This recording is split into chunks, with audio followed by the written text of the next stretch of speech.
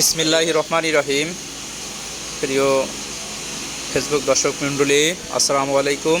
বুদাটা কাউসারিয়া দাখিল মাদ্রাসায় আজকে দাখিল শিক্ষার্থীদের বিদায় অনুষ্ঠান অনুষ্ঠিত হয়েছে তাদের অডিটোরিয়াম রুমে। আপনারা হয়তো দেখতে পাচ্ছেন অলরেডি মেহমানদেরকে।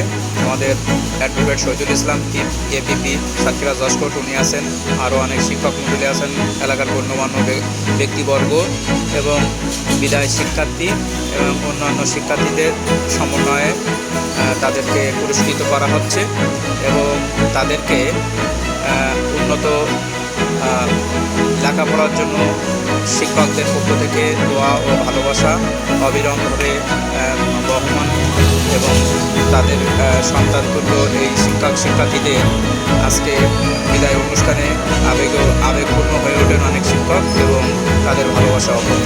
সবাইকে ধন্যবাদ।